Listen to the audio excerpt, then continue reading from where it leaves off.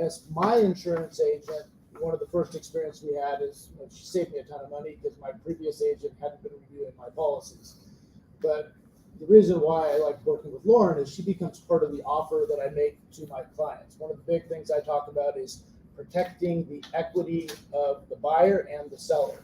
In the case of the buyer, in this case, after closing, sometimes they have big expenses. So we had a client looking at a home. We did the research on the home, and she did pull what's called the clue report before we made the offer. So before we made the offer, we found that they had a insurance claim on a roof, but that roof had not been replaced. So what that means is the next insurance company isn't going to honor a claim on that roof because they already know that there's damage there. So we brought that up with the other agent prior to closing. It became part of the negotiation, and everybody was well informed. And so my client was able to move into the house and allocate that money to replace the roof. So that's a huge service. And so if you don't have people in your court as part of your team on your offers, you need to do that immediately. And I would suggest Lauren if that's what you're looking to do. So today's topic, Jeremy asked me, says, hey, how did you get all those people to this open house that you had? How did you do it?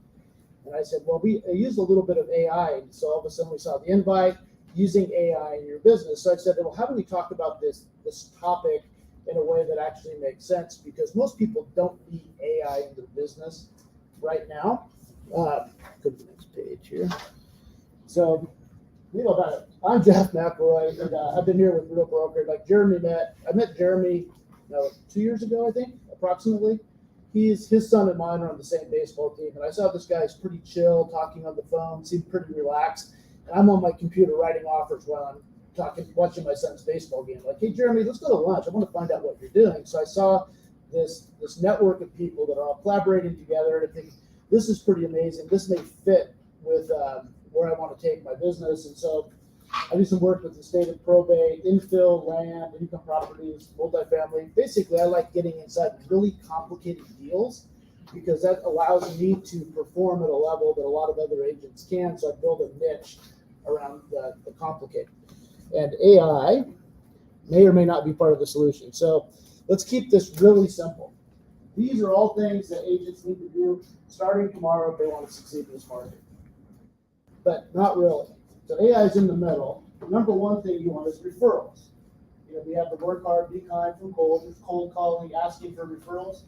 But ever since I started in selling, the key to success is talking to about 10 people a day, having a real conversation with those people, and then having one meeting a day, something face-to-face that's a real authentic conversation. So if you're talking about AI, you're talking about direct mail, you're talking about any type of campaign, your goal should be to have real conversations with people and see somebody face-to-face every single day. The real estate business, as long as I can imagine, this is going to be the case. If it's not the case, we're not going to need agents anymore. And we're all going to be out of the job. So let's keep that in mind as we talk about everything here. So some of the things we're going to cover, I'm going to do a quick survey. So I want to get just a little bit of interaction. I'm going to show you some of the AI that I've used in campaign over the last couple of weeks. I'm going to talk a little bit about creating compelling offers from cold leads, basically how to generate business out of thin air. Then a little bit about AI. I'll talk about the neighborhood prospecting campaign I did with AI that got 70 people to an open house.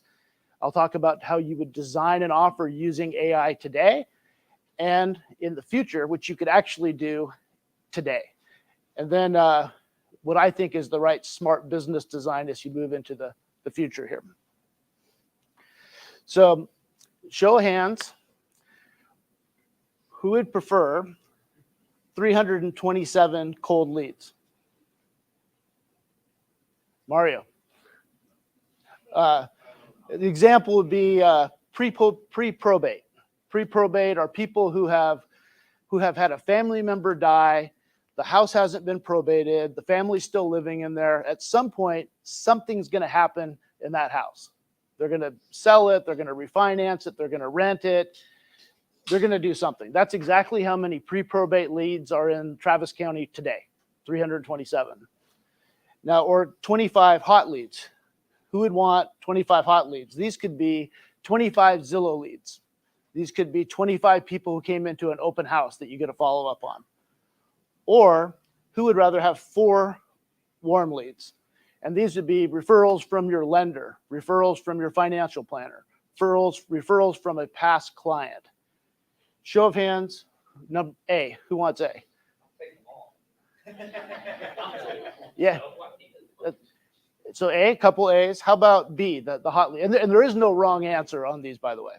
It all really depends on where you're at in your business. So B, you'd rather have those Zillow leads, the warm leads. Who'd prefer to just get 4 warm leads instead of the other ones? That's what I'd prefer as well. So let's take a look at what these actually look like. For me to get these 327 leads, it cost me $37.50. And I got their phone numbers, and some of them might even have their email addresses. But I still have to do something with them because they have no idea who I am, right? Or if I call them, they're not really going to understand why I'm calling. In the case of a pre-probate lead, they're also going to wonder, am I chasing, the funeral casket? There's a high degree of empathy that needs to take place in order to contact those leads. And this could also be your high equity, out of state, absentee owner, any type of these lists that you can readily get that people are calling leads. Now, here, 25 leads, Zillow, that might cost you about $6,000 a month if you're spending the money on Zillow. But over time, they say the average conversion is somewhere between 3 and 5% from a Zillow or hot lead. So if you have 25 leads, I think I'm being pretty accurate to say you're going to get 2 new clients from that. Probably in the next 90 to 120 days, maybe better over time, but you're going to be burning a considerable amount of cash to get there. Or 4 leads that are referrals, you're probably going to have 3 meetings. Warm leads tend to close at about a 50% if they're truly a warm lead. So you're going to have 0 cost for those leads. You're going to probably take them out to eat, $120 in meals, and then you're going to give some gifts to your referral, the person that referred them, to show appreciation and gratitude for getting those leads. So does anybody want to change your answer on that? Right. And again, there is no wrong answer because every business needs all of these things. So here are 4 different campaigns I've done. And I call them campaigns or offers or initiatives. And I can tell you that this one was a massive failure. This one was moderately successful. This one is actually pretty good. And this was a total disaster. Cost me a bunch of money. And so I came in 2019, I came from the corporate world, and it was decided for me that I was no longer going to be in the corporate world. So I came with a bunch of experience at something else. And I thought that experience would be directly transferable. And it really wasn't. It was, but it wasn't. I didn't realize how long it would take. So I spent all my time designing these offers because I thought I was just going to put it out there. People were going to say yes. And I was going to get rich because real estate is easy. And I was incorrect. So let me walk through what these things look like. And there's a little bit of AI in here. So this was the exchange incentive calculator. The basic idea was if you sold your property, your rental property, you would be able to sell it, take that equity, buy 2 more properties, increase your income, and over 7 years, you would have more than $400,000 more than if you did nothing. And I mathematically proved it by looking through past data, analyzing all the information. I created this really complicated spreadsheet that worked. So I could prove that every single person I was going to contact would benefit from this strategy. And I got a list of about 200 names from PropStream. And I ran this campaign 1 time. I automated the data analysis. I got the list size smaller, and that's a big hint of what AI can do for you, is it tells you who not to call, who not to contact, and who you should go after. I basically sent a ringless voicemail. Does everyone know what ringless voicemail is? Okay. Ringless voicemail is you record a message, and it's automatically dropped in the voicemail box of the person you're trying to contact. So the phone doesn't ring. You don't have to talk to them. They get to hear your message. And if they like what you say, they'll call you back. That's Ringless voicemail. And it's on the edge of appropriate or not appropriate, right? But that's what I did. And it does work, but it needs to be done with some certain ethics in mind. It needs to be done correctly. But that's how I generated a good amount of leads when I first started out. And so if you can see, you think this must be a success. But I can tell you, I'll be really honest with you here, those sales didn't come from anybody on this list. They came because I developed the knowledge of how this solution worked. And I found 2 other people that the solution fit. And because I was so prepared, I was able to deliver that. So there's a lot of mistakes there as I put the solution in front of the problem because I hadn't actually talked to these people and I didn't really understand what their needs were. Because very few people are going to sell just because the math makes sense. So I learned a lot from this one. This is when I first started and I spent all of my time doing this. And I spent none of my time working on the 10 calls, 1 meeting per day, and I almost lost everything. I mean, if it wasn't for the pandemic and the moratorium on the mortgage, it would have been a real problem. I would have lost my house. There's no question about it. So I don't want you guys to do anything like this. I'm going to help you, give you some ammunition to prepare yourself, whatever type of outreach you do, to make sure you're doing it in a way that can get results for your clients and for you. So the campaign was a failure, but I learned a ton about what doesn't work. And I basically became, in many ways, an expert on 1031 exchanges and how the math worked, which was something that kind of fit my profile because I just like the numbers, right? So now we're in 2021, and I had turned my house into an Airbnb, not because I was brilliant, but because I couldn't afford to pay my mortgage. And what happened was I got really lucky that I had a house in a nice neighborhood with a pool that just was able to make $150,000 to $175,000 a year as an Airbnb. So somebody was watching out for me and had this opportunity just happened. And so here's what I thought. I had an unmet need. I needed income that I didn't have. And here I have this house that generates income. And now that I have my house rented out full time, I need a place to live. So I thought to myself, I bet other people who get their permits will have the same exact problem and need a place to live. So what I'm going to do is I'm going to contact all of the people that just got permits and say, hey, can I help you get started? I have excess people that want to stay at my property. Can I refer them to you? By the way, do you need a housekeeper? Do you need a handyman? Do you need this? Do you need that? I'm just trying to make myself accessible and friendly by adding value to them. So I went through and manually scraped 50 people who got permits. I used Zapier because, again, I wasn't doing my 10 meetings, 10 calls and 1 meeting a day. I was more comfortable working in a spreadsheet than actually putting myself out there with people. So I learned how to automate something with Zapier.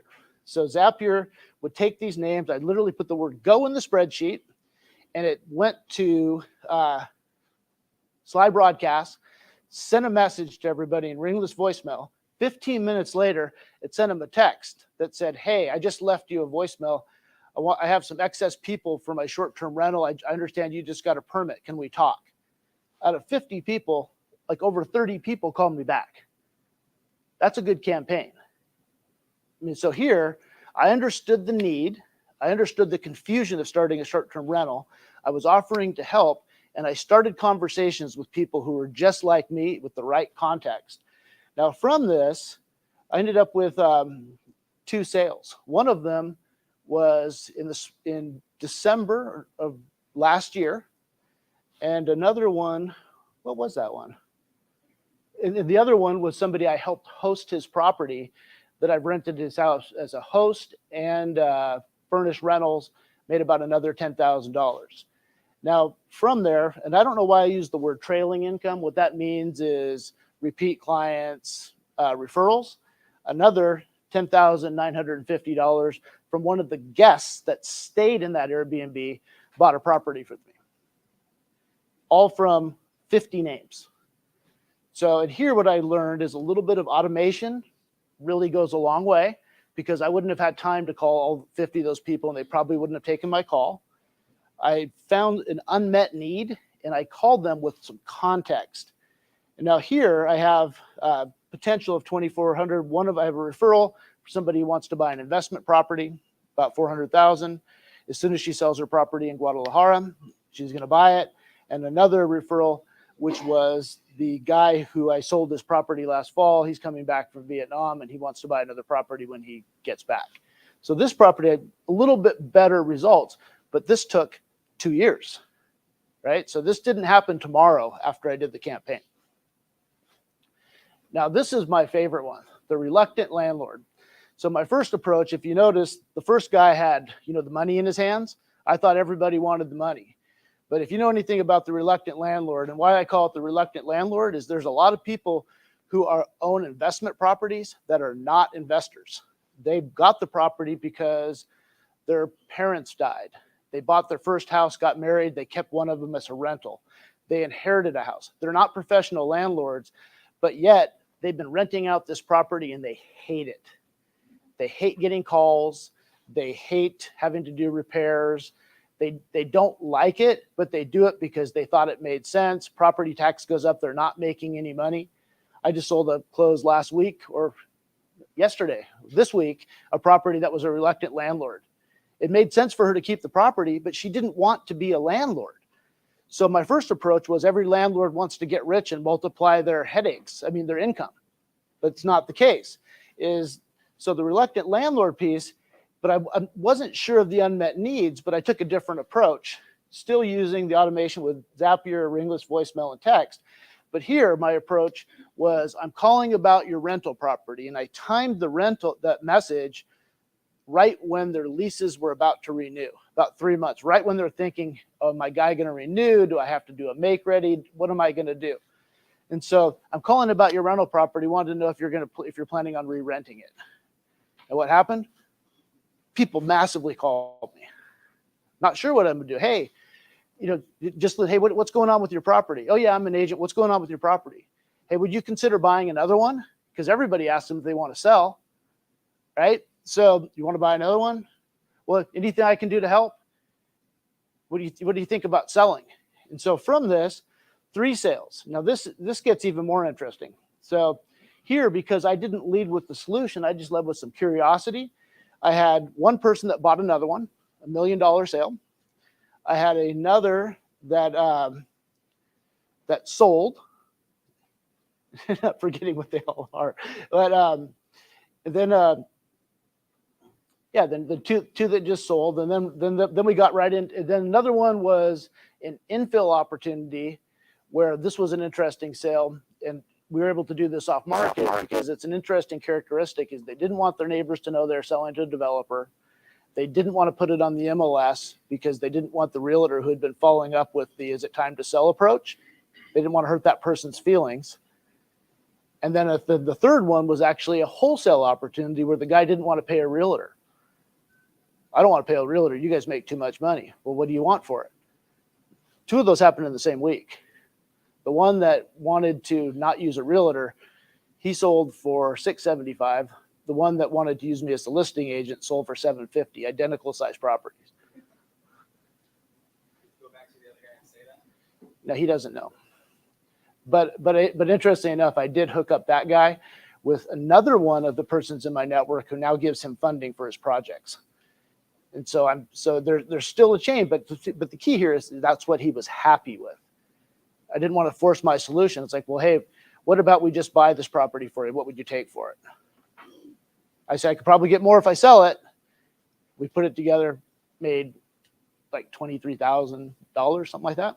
Not bad. So, and then 2 leases. Now this gets interesting. This was right when the market changes. So one of them was a good lease commission. The other one in the trailing commission, there's 2 parts to that. One of the people who showed up to look at that lease listing, they're, well, this one I don't like. And I said, well, let me show you a couple other ones. And I said, well, you know what? Right now, this is super competitive for leasing. This is what you should say. But if you have me represent you, you're going to get a worse deal on a rental. You're going to be taken to the bottom because the agent's going to want both sides of the commission. but here's how you present yourself. They got the deal. I followed up in 3 months, 3 months, and 3 months, no return calls. And then next month they called me and say, hey, we're ready to buy a house. And they bought a $750,000 house in Hudson Bay. That was one half of that. And then last week, one of the people from here just bought another house. And this was from all about 250 names where I ran this campaign twice. And so this data came from MyPlus Leads, list size of about 250. So I'm learning, well, there's something to this automation. What could we do to make it better? What do you think? Is that good? Is that good income from a campaign? Oh yeah. Anybody want to change their answer about whether they want the cold leads or the warm leads? So, did someone have a question? Yeah. Do you have any indicators to find a reluctant landlord, like something to look for? Well, so the list I have was for rent by owner, right? So this is somebody that's not hiring an agent who's renting his house himself. So either they're a professional or they're an elected landlord. So, and you could look and you could go further into the data and find out if they own multiple properties, but I think it's a cool name, but so basically what I'm calling it is, and if you look through it, I would guess what I would find is that most of these people own one rental property and they used to live in it, would be my guess. Can I help you with that really quick? Yeah. You can get those, Mario, on Reddit. Yeah. The for rent by owner. Yeah. And MyPlus Leads is a competitor to RedX. So PropStream, see, there's a difference about the two of those. Is PropStream is going to give you the attributes of the household, which gives you the person's name. So this is like, here's the attributes. Now, the RedX and the MyPlus data, these are going to be people who have taken an action that indicates that they're active in the real estate market. And that's really important to consider. So if you match the attributes with an action, that makes a huge, huge difference. It makes that name so much more valuable versus just a name. What is it that they've indicated that they're ready to be in the market? Why they're better? Because they are going to come to, well, so let's say right now, if I were to send out a reluctant landlord campaign, I would be sending it to people whose clients or tenants' leases would be expiring in January and February. And so the action they took was 8 months ago or 9 months ago, they rented their house themselves. And I'm predicting based on that right now they rented at a high part, their tenants are going to be negotiating their rent, possibly moving back to California or Chicago or New York or doing something, right? So my prediction would say that there's a high percentage chance that this person is going to want to make a change in his real estate. The other thing I was just going to add is the cool thing about these guys is they answer the phone. Yeah, they do. Because they're looking for people to call and fill their properties. So Yeah. they answer the phone. And quite honestly, this one here is something that I'll pick up again because right now landlords, last year, the first part of the year, landlords had this big boom of the biggest rent increase that they've ever had. And then they got slapped in the face with the biggest property tax increase they've ever had. And this year, there's about a 10 to 15% reduction in rent. So the landlords are like, what the, some of them didn't protest their taxes. There's a lot of confusion in this space. It's a good segment to go after without any question. And I would guess the RedX data would be very similar to MyPlus Leads. That's just who I use. And MyPlus Leads is an Austin-based company, which is why I choose them. So They use MyPlus. MyPlus Leads, yeah. How much is that run a month? I don't know. I think I'm paying $175 a month. I'm getting the expireds, but I'm not calling them. I'm getting the for sale by owner, but I'm not calling them. I should probably cancel that. And then I'm also getting the for rent by owners because I want the historical data. Because I'm not calling them now, even though there's merit to calling them now. I'm calling them 8 months from now. Or maybe a robot will call them 8 months from now. We'll see. So now here is the AI robot GeoFarm. I had some good success with that campaign, but it took quite a bit of time for me to set up. It wouldn't take as much time now because I've done it before. But what they promised is they were going to get all these leads of people interested in selling. They'd give them to me, and then I would go close the deals. right? I'm sure everybody in this room has heard that before from some type of marketing company. And they say it's free. We don't want anything until we close. But by the way, we need a little bit money for the admin and the setup. And what they're doing is they're hiring VAs. So at $1,500 a month for 3 months, that covers 100% of their cost, right? So basically I paid them and they're going to generate the leads and I would pay them. In this case, it would have been 20%. So there's several problems with this. In 2021 and 2022, was there anybody here that did not have someone call them and offer them a cash offer for their house? Right? So this was not a unique offer at all. There was no marginal benefit. And quite honestly, it just sounded like it was unbelievable. And most people were just tired of it. So, but they told me that that's what gave them the best response, because what they were selling was the number of leads they got as the benefit of their service. And then it was up to the agent to convert. And if you can't convert, then you're obviously just not a closer. That's how they present these things, right? And it's total crap, in my opinion, because anybody can because their goal is not to get the sale. Their goal is to get the conversion. And then they have this story where they talk around themselves about how we're working as a team, but give me the money and we'll run the campaign. So what happened here was the offer wasn't unique. It's not my approach, even though that's part of the conversation. I can give you a cash offer, but only if that's something they want. And then they would do ringless voicemail, phone calls, text bots, and their text bots were basically pre-programmed messages, because I saw some of the chains, and they weren't even text bots. They were just so when they answered, they asked the next question, and then they asked the next question, then they asked the next question, and then they were delivering the leads in bulk 1 to 2 weeks later. And so I was getting a lead from somebody that says, yes, I'd like a cash offer, but it was 1 to 2 weeks later. So in that medium time, they probably got 3 or 4 other offers or more of people offering the same exact thing. So when I called them, it was a cold call to them, because they didn't remember anything about the person they talked to or texted with. So it was just a total waste. And eventually, like, well, I'm not going to spend my time calling these cold leads. It just didn't make sense. So this was a total loss. And so now we start getting into AI. So this is poor supervision. The robot was not supervised because the robot was trained to generate a lead, but the robot was not trained to seamlessly hand off that person to me so I could take the sales process to the next step. And that's a super important concept to understand with AI, is training data, supervised learning, and unsupervised learning. And I'm trying to not get too geeked out on this, although I think Ian and I could love to talk about it sometime. We'll talk about it later. I know Ian loves that stuff too. So I get through the offer. So here, my first fail is I started with the solution rather than the problem. I didn't engage any experts in this campaign. If I really wanted to get this right, I should have been talking to CPAs, financial planners, or people in a position to advise their clients on whether this made sense. And so that was a big fail on this one, even though it eventually made some money.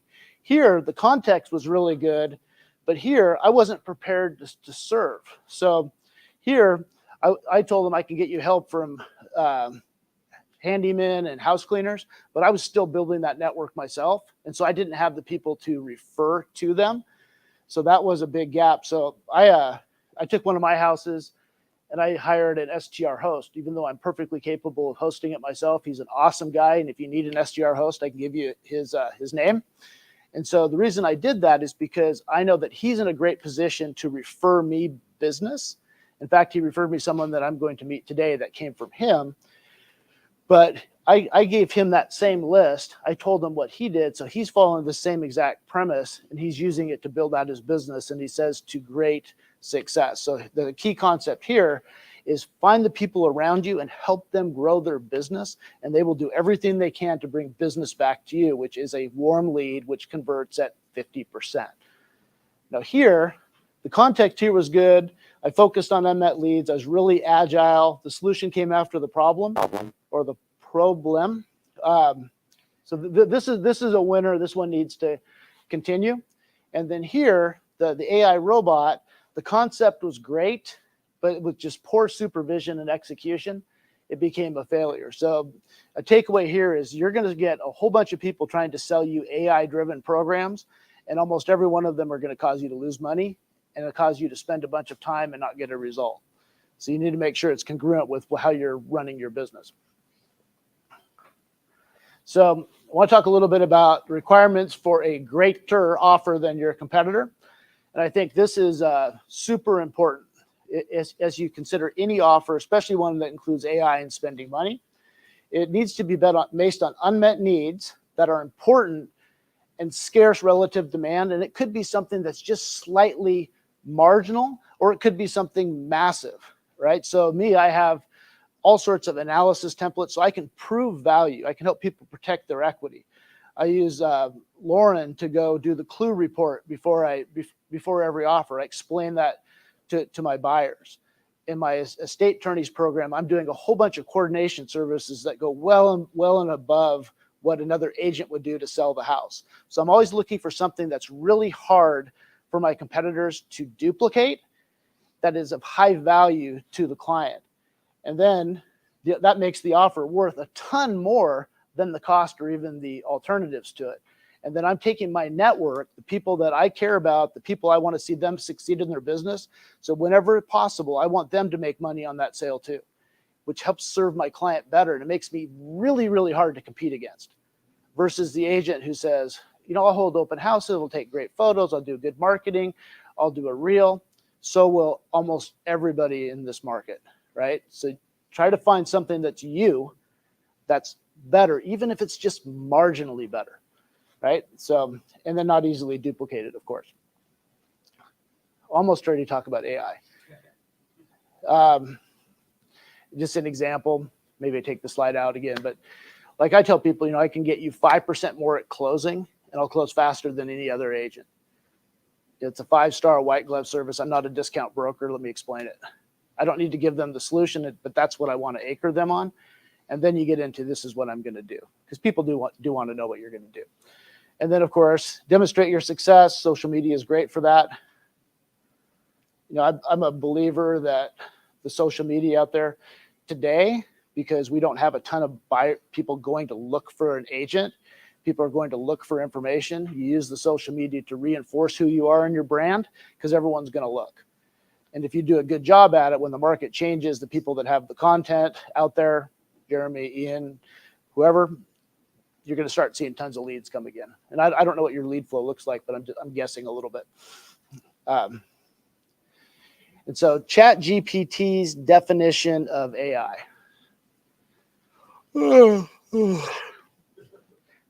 So this says nothing, right? And so if you really want to understand this, this is my definition of it. You have 2 or more sources of data that you compare and you analyze, and for cause and effect. Is this just happened, a sale, a lead, what caused it to happen? Can we find some commonalities in that data that would indicate that's true? And let's automate our future actions so when this happens, we do this. This has always been called data management. So if you look back in the days where a lot of people generated leads from direct mail, I had the privilege of working with this guy in Arizona that marketed credit cards, subprime credit cards. And what he did was he got lists of people that had just got out of bankruptcy and needed to rebuild their credit. So the recent bankruptcy filing was a great list. And then he would match that list against his data, and he knew that there are certain parameters were met that this person would likely sign up for a credit card, then he would get paid by the bank for getting it issued. And so what he was doing was making the list smaller. So I said, this is really interesting. So I found this list of a company that was selling a credit repair solution where he's selling them furniture, they pay for credit. And so these were people that were taking action, back to that for rent by owner list. They were taking actions that indicated they were trying to improve their credit. So we took that list and matched it against that recent bankruptcy list, and now the list got a little bit smaller. And this came out when there was a time called Graham Leach Bliley, where you could get, you had the ability to look at people's credit score. So we took that list and we matched it across the credits, or rather he did, match it across the credit score bands, because we knew somebody with good credit was never going to take the offer. Somebody with really low credit wasn't going to qualify. And then the people that were just like most people, they aren't going to take it either. But there's this little band right here that they're going to say yes. So using data management, develop that, hey, instead of these 100 people, let's just mail to these 20 and issue 10 credit cards. And that's exactly what happened. So essentially, he took a cold list, compared it with another cold list, and developed a really warm list that got a super high conversion rate. That's called data management, and this has happened forever. Now, analytics came around when I got my MBA. One of the classes that we took, I was at Jack Welch Management Institute. If I would have went to a UT or a Stanford, they would have taught you how to do the calculations. But in my group, the exercise was to actually hire an offshore firm. And so we had to interview an offshore firm and hire them to do a project of analyzing data. And it was really interesting. This was analyzing data from a dollar store to create market segmentation, and then recommending what pricing strategy or an offer strategy we'd have in a specific location for one, and then for another location. The exercise was really great, and it just opened up my eyes. Like, hey, we can look at this data, look at what happened, but we can have different actions depending on what we get. So that was analytics, but now that seems so old. Now it's really AI, but what's happening is it's done in real time or near real time, so it happens automatically. So here, I was trying to find a way to weave this in. Actual intelligence is the ability for the human to tell the computer what problem to solve. Because if we tell the computer what we're trying to solve for, we can likely find the answer to it and then go after it. If we leave it up to the marketers, what they're going to do is they're going to generate leads, which may or may not convert, right? So there we go.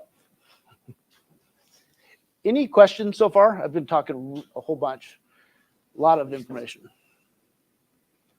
If it's good or not. So now to the 70 visitors to the open house. How did this happen? I was actually amazed myself.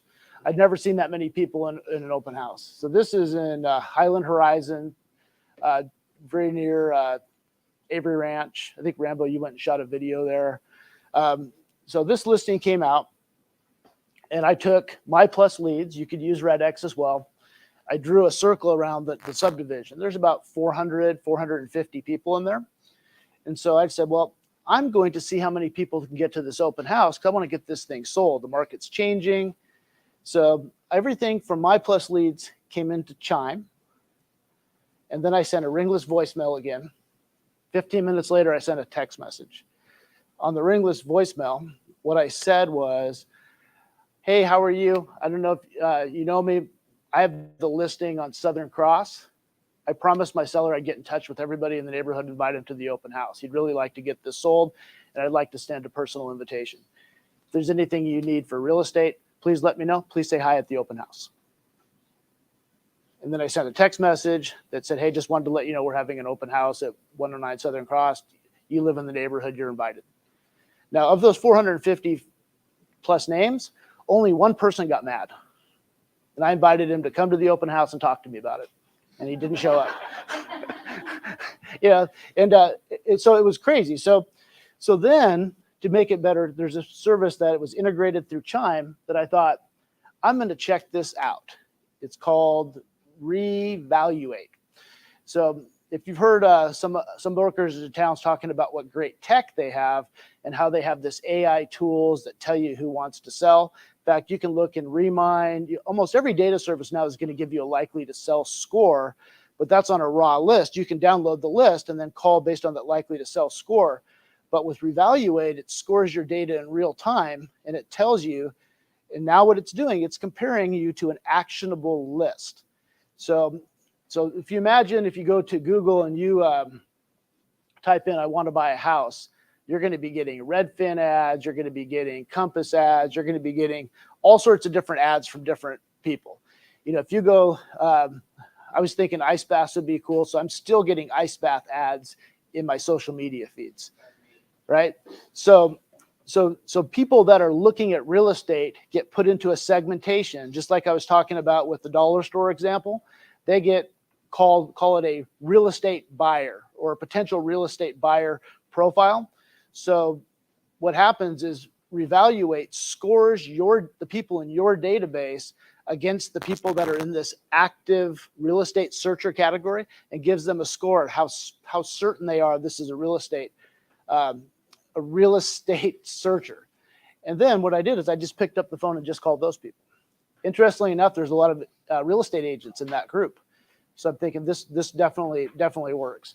You know, here we got an offer right away. The deal actually fell through for a non-related reason, but the person who ended up getting it sold was one of the people on the list that had the high score, that was an agent that brought a client. But I established a relationship with her on the phone through this process. Now, one thing about this is not a panacea. Right now, as you know, many people have mortgages. Most people have mortgages that are very low, so there's not that many people moving. So if you do this, I would take this as an opportunity to meet the people in the neighborhood, because things will change. I think getting 70 people to an open house is somewhat unrealistic today. But in terms of you're going back to your sellers, like, what do you do differently if I list your house? Well, I have a tool that I can communicate with everybody in your neighborhood instantly to get them to your open house and ask them for referrals to buy your property. So how did you link all this together? Just built the automation in Chime. So how did you build the automation chat? I think that's what people are. I mean, it's actually, if you went in there and built a smart campaign, so I had to sign up. Basically, this was a free integration. So I have an account at Sly Broadcast, which is only for what you use. It's not a recurring subscription. I have an account at, actually, you can text, Sly Text. You pay as you go as well. And there's an integration. It doesn't cost anything to do that. And you can spoof the number that's your VoIP number inside Chime to have the calls come from those numbers. So when they respond to you in Chime, you can pull up their account and you'll see the notes from their from their account. It's pretty awesome. And then this is just a plugin, and this is a subscription that charges you based upon the data that you're scoring, and you can score your data however you want. You don't have to score your entire database. You could score a specific list. You could cancel that and score everything. It all kind of depends. There's a lot of possibilities with this reventure. You could have it score just your clients. You could have it score just a list that you're currently marketing to. You could set up automation, so if this score goes high, it automatically sends them an email and then puts you on your schedule to call that client. There's just tons of possibilities with that it's new, but it's pretty exciting. And of course, you never forget this, because you need to make 10 calls a day and see one person a week. Okay, so you got a plus leads, my plus leads. Yeah. Okay. You went out and you found the area you wanted to send this to. Yeah. From there, you download that as to what in the Chime? So basically, there's an API between My Plus Leads and Chime. So I just click sync, and it syncs everything into Chime. And then I would go into Chime, I add a tag to that so I know where the data comes from.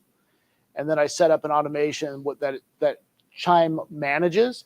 So Chime will send it to Sly Broadcast. And then it says 15 minutes later, send the automation to Sly Text.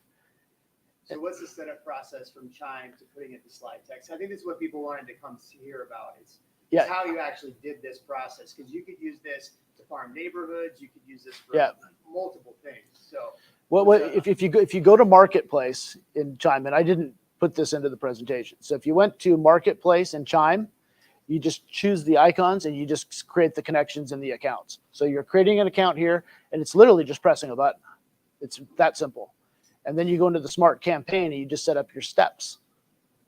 It's like when you trigger this tag, so basically you're setting up a smart campaign. When this tag's on there, it triggers this sequence of events. Can you show us how to do this? Could you do an example? Take me a bit to do it. I mean, when you're done with the presentation, can we sit and tool it? Let's give it a go. Okay. Yeah, it's a little bit involved. At least it's Revaluate. Yeah, well, it's a company. It's a website, not an app, and it's an integration from Chime to that company. But if you type in reevaluate, you can see their services. You could actually upload data directly to them and they'll score it for you. I just want to ask, show of hands, how many people know about Chinese Marketplace? Okay, would be good to show people that. Okay. Yeah, so it's pretty powerful. Yes. One more question. Is there a manual way to go about this process? That if you did not want to use the slide text and this other green phone icon, a manual way to go into Chime, select people you already have there, and then send a mass text through the smart plan? Yeah, you If could. want a dumbed-down version of it No, you could. You could without have. AI integration. Yeah, I think Chime is going to put some limits on how many people you can text at one time. 500. But yeah, you could absolutely do that. You could choose your contacts that you want, and then you send a mass text to them. But you would still need to integrate the RDM. Yeah, if you were to do it that way, and I can tell you that more people respond to the text than the voicemail. But I've had people tell me that, I thought this was a scam until I went and checked my voicemail and saw that you did leave me a message. So there's a certain power, because I'm also sending an email if they have an email address. So they're getting an email, a text, and a voicemail. It's like, dude, this guy's must be for real, because most people just send a text, most people just leave a voicemail, or most people just leave an email. They're like ching ching ching. Yeah, it's really powerful to stack them together, but you could absolutely do it separately without building all those integrations. When the first Yeah, but when I first started, because if you do like the slide broadcast, and they'll call you, right, and they'll also text, and they have a little portfolio app on the slide broadcast site where you can text message back and forth with them if they respond, and they have the same thing on slide text. The problem I had is when they would call me or call me back, I'd have to refer to the spreadsheet to see who they were, because if you just call somebody and say, I'm calling you back, who are you? Where do you live? Then you're kind of like trying to find their info. So you're fumbling around a little bit, because if they call you back in Chime, you just click on the number and it pulls up all their information inside the screen. You can do it, but I found it to be a lot easier to do it that way, because like if you look at the data that comes from iPlusLeads, you may even get a link to like their Zillow page, so you can at least pull up and see their property while you're talking to them. It's like, yeah, looks like you have some nice photos in there. Love your couch. Yeah. So are these services all sending from a different phone number, or are you able to make it all send from the same Well, number? you can enter a phone number, so when the voicemail comes out, you can use a number, and the way to make it all synced on one number is to use the VoIP number from Chime. And does slide text require, does it send that like stop message to be compliant, or does it? I believe it does. I believe it does now. But yeah, that's a challenge, because that's new.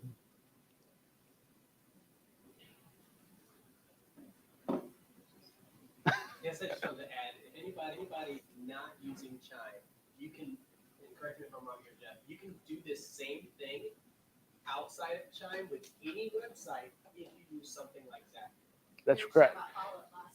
Yeah. Yeah. All of Boss and Chime Yeah. really well with Zapier. Just a little bit of programming.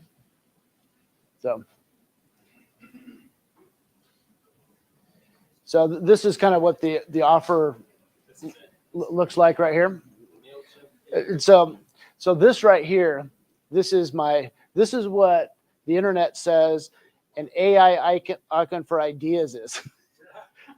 So this is your idea or your offer. And so you go on the top, you're going to have your idea, what you're trying to go after.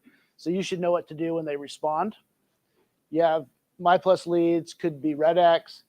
Everything goes into Chime, connected by an API. The first day, Ringless voicemail, email, slide text.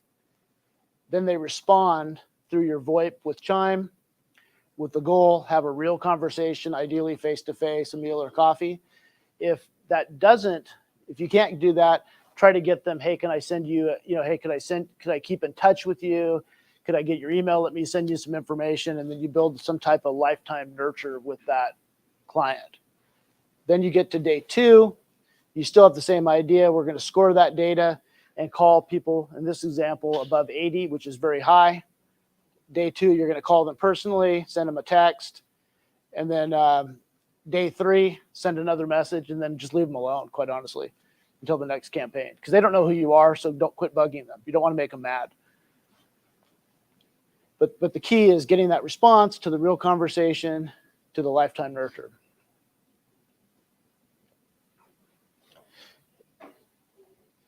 Now we go here to the, and this is the future, and this is really for cold leads, I think, is you replace answering that phone with a conversational AI, and you have this first call done with conversational AI. I talked to a company yesterday, and I'm going to do a test on this. I may not do it under my own name. I may do it from a company that wholesales real estate, right? Just to test the response, because this has the potential to damage your brand if done incorrectly, because this is out there, right? But some of these AI, but the conversational AI isn't all that new either. So back in 1990, there's a company called Active Voice came up with press 1, press for yes, 2 for no. It was the start of the auto attendant, helping people route their own calls. Friendly voice, would you like 1 for yes, 2 for no? Would you like sales? Press 1, billing, press 2, service, press 3. And now you have interactive voice response. Can you tell us a little bit about why you're calling? Like, drives you crazy. I just want to talk to somebody, right? So this stuff isn't all that new, but this becomes more natural language processing on these calls. And some of the stuff I've seen is really amazing. And I think it has its place, and it's only going to get better. Is if you imagine taking those cold leads that are qualified with the right logic and the right message, and having somebody whose job is to have that conversation and then cue them to a real conversation, that could be pretty powerful, or it could be a total disaster. But I do want to test it, but I don't want to spend a ton of time on it, because I do think the biggest impact we can make is talking to 10 people a day and seeing one person live every single day. But there's a whole bunch of companies selling this right now. And I would say if you're going to do it, the caution is make sure you're actually prepared to seamlessly handle those conversations and transactions. Has anybody been called by anybody trying to sell you AI? An example of this, which is the Chime website AI bot, which I'm not a big fan of, because I put people into my database that are developers and builders, and the Chime bot is, would you like to see a property? It's a little obnoxious, so I'm probably going to turn that off. But I think the difference is that AI bot was trained to only do that one thing, where this AI bot is trained to do what you want it to say. You actually put the phrases in of what you want it to say when they call, and you can have different bots interact with the people depending on your campaign, saying different things. Very, very powerful. So leads us kind of up towards the end here. I'm sure you've heard lifetime nurture. I think Sharon talks about that a lot. I think that's super important. But now we have, adding one more thing, is the lifetime monitor of your database, enhanced by AI. Simply scoring of your database. You should have a regular program interaction with your clients, but what if they start looking and you don't know? You can cue yourself to contact that person right away. So here, we have your Chime managing this, emails, gifts, calling on the phone, newsletter. This is your community of people that help you serve your clients and make your offers almost impossible to beat, live conversations. Up here, we're monitoring database. These are the people in that database that I contacted that didn't respond. At some point, their scores are going to get high and reevaluate. It'd be time to send another message only to the people that are highly likely to respond. So if you're collecting the data, you have the ability to do that.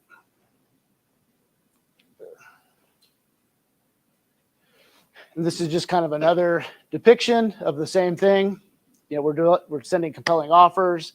The client's always in the middle, 10 people a day, 1 meeting a day, and you see the circle there.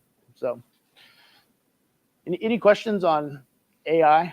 I think this one we flew at 30,000 feet. So I have a question for you. Yeah. So incorporating all of those different tools that you have right there, could you put a budget cost on something like that? yeah, so like if you got all the data services at My Plus Leads, it's probably about $175, $200 a month. But you could probably get like just one data source for $100. I pay $100 a month for PropStream. You have, Chime. You're going to need the dialer and their text packages. That's going to be $99. Everything in this business is $99, right? And then reevaluate.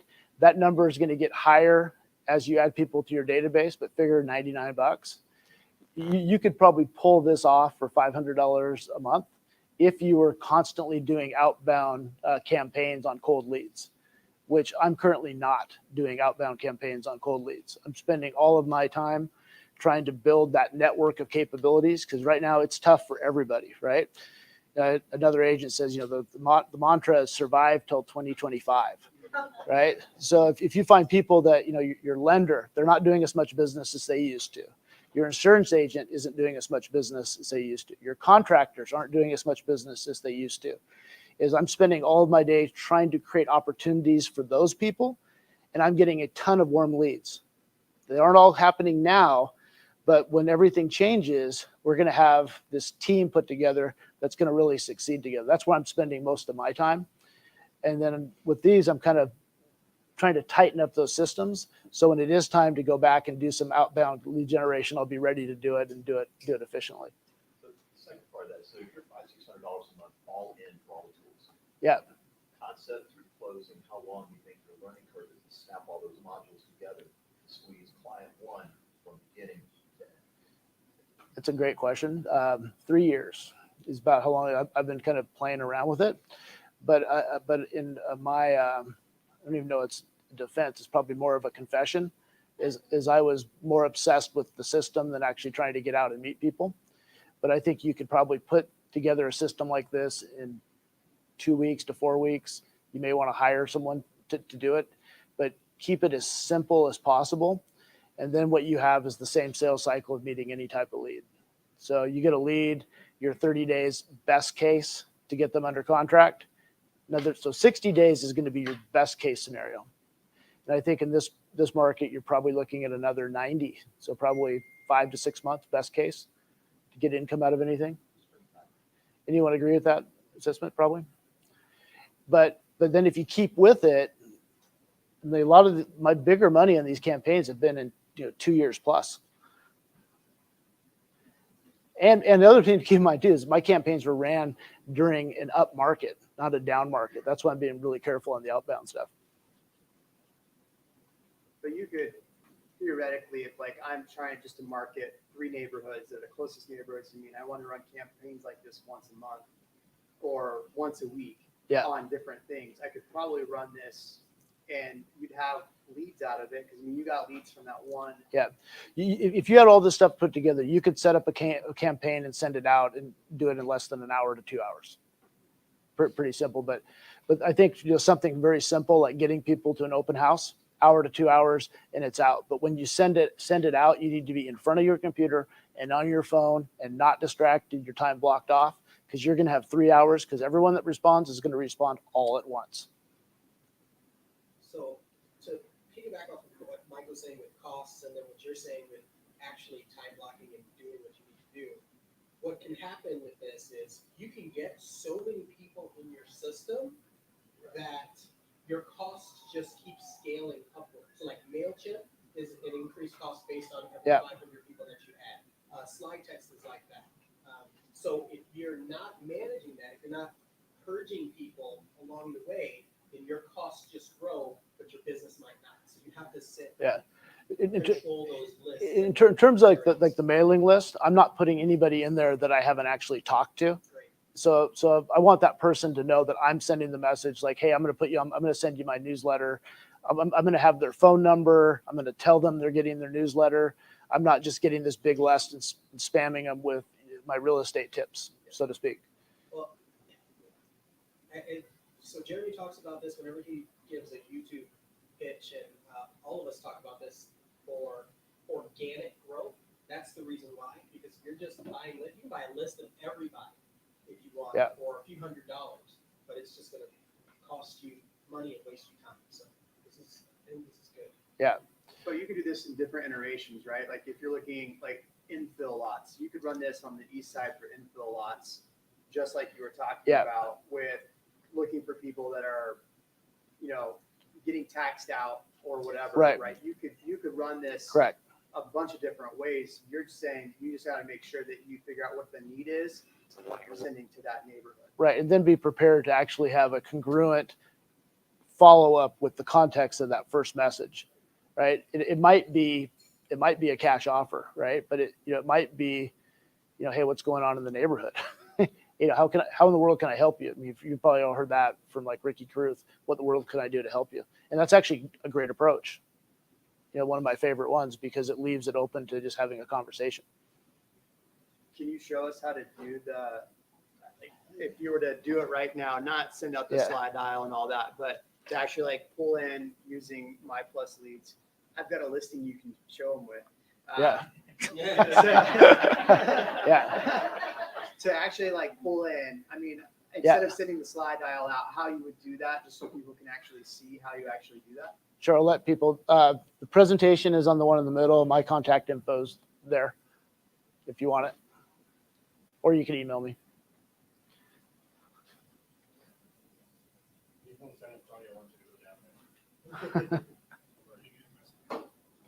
See. Let me see.